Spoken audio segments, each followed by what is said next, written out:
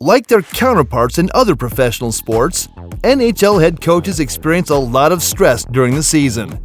They must not only game plan, run practices, handle conflicting personalities, and win games, but they must also do so in a way that makes them popular with the front office and the fans. If they don't, they'll probably lose their jobs fairly quickly. Unfortunately, things didn't always turn out the way the following coaches had hoped. One of the hardest jobs in professional sports is being a head coach in the NHL, and some of these coaches are known for inspiring fear and being terrifying.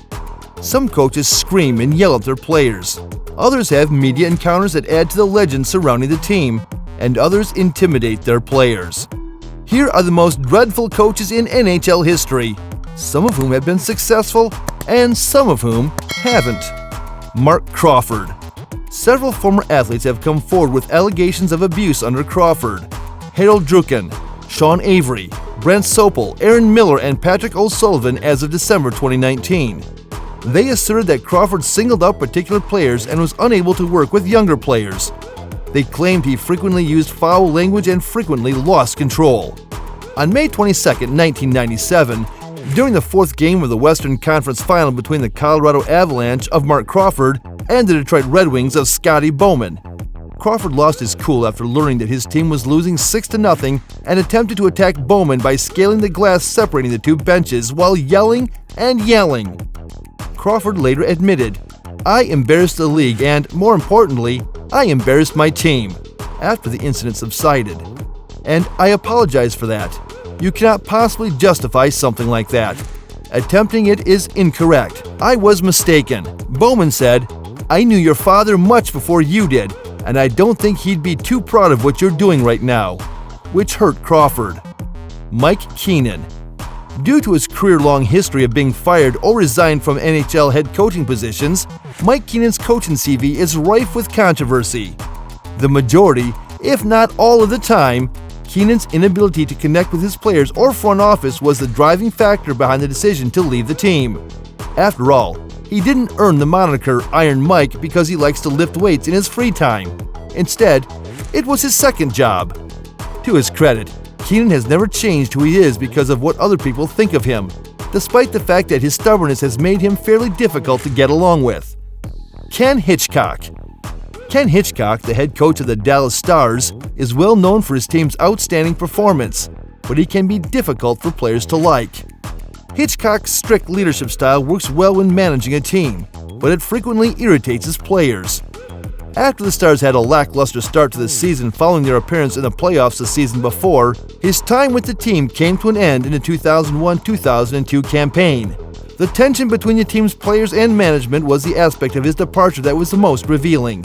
As a result, Hitchcock was expelled from the island by the Dallas players. Ron Wilson. At both the NHL and international levels, Ron Wilson was a wealth of coaching experience. However, both players and fans generally despise him. Wilson is one of only 7 NHL head coaches in history to have won 600 games, but that doesn't necessarily mean he's likable. Since taking over the Toronto Maple Leafs in 2008, Wilson has yet to lead his current squad to the playoffs, which hasn't exactly won him over with the city's hockey-crazed supporters. The fact that Toronto appears willing to submit to other teams is proof that players dislike Wilson, as has been well documented. To put it simply, Wilson's motivational strategies require some improvement. John Tortorella. John Tortorella, the current head coach of the New York Rangers, is best described as an outspoken leader on the sidelines. Players and media have frequently criticized Tortorella's methods because of his fiery demeanor, which can occasionally result in foot-in-mouth syndrome. Unfortunately for his players, this occasionally results in harsh public criticism of them. It seems that not everything that happens in the locker room stays there. Tortorella won the Stanley Cup in 2004 while coaching the Tampa Bay Lightning, but that doesn't change the fact that players and fans generally detest him as a coach. Wayne Gretzky. Although I am aware that Wayne Gretzky is the greatest hockey player to ever live, his coaching venture in Phoenix was a disaster. When Gretzky was the team's head coach, he encountered a lot of hostility and disrespect because of the circumstances surrounding his ownership stake in the Coyotes, the selection of his agent as general manager, and the extension of his contract. Granted, Phoenix didn't have a star-studded lineup when Gretzky was coaching there, but it is the head coach's job to inspire his or her team.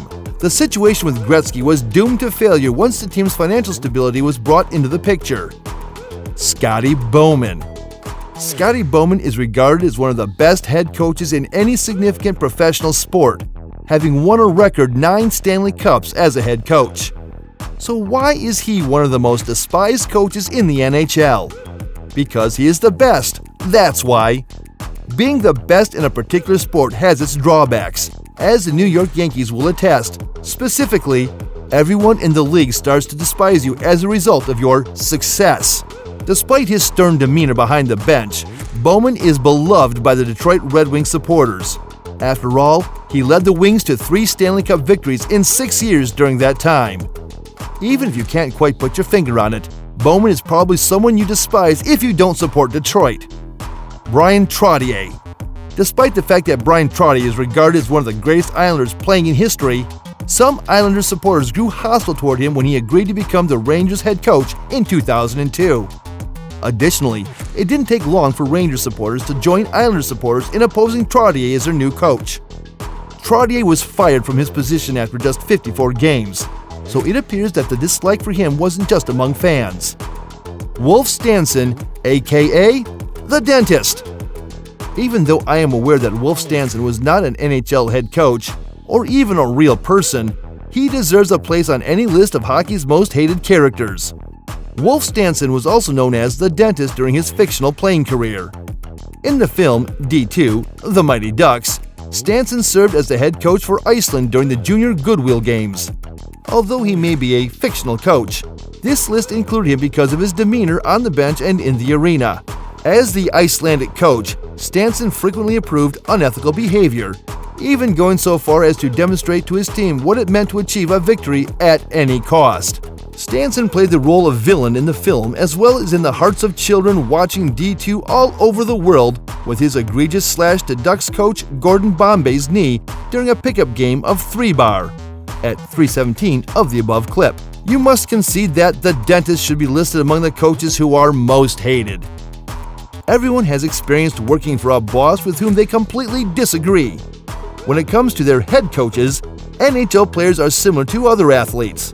There is no doubt that some talking does take place between the players on different teams about how things are going on their teams or how the relationships with the current head coaches are going. But no one can really know for sure how much talking takes place. However, there isn't really a way to know how the players feel about their own head coaches, let alone those of their rival teams. So, The Athletic made an effort to find out. This was one of the questions that was asked of the nearly 200 players who participated in The Athletic's 6-week survey, with a nearly equal number of players from the Western Conference and the Eastern Conference. Even so, it wasn't quite as direct as, "Which coach do you hate the most?" The question that was asked to the players instead was, "Which coach, aside from your own, would you not want to play for?" This was not too far off. You might be surprised by the answers to this question, though I must admit that I wasn't too surprised by the winner. We appreciate you viewing our videos. Don't forget to click the like and also the subscribe buttons if you're new to the channel. We'll see you in the next video.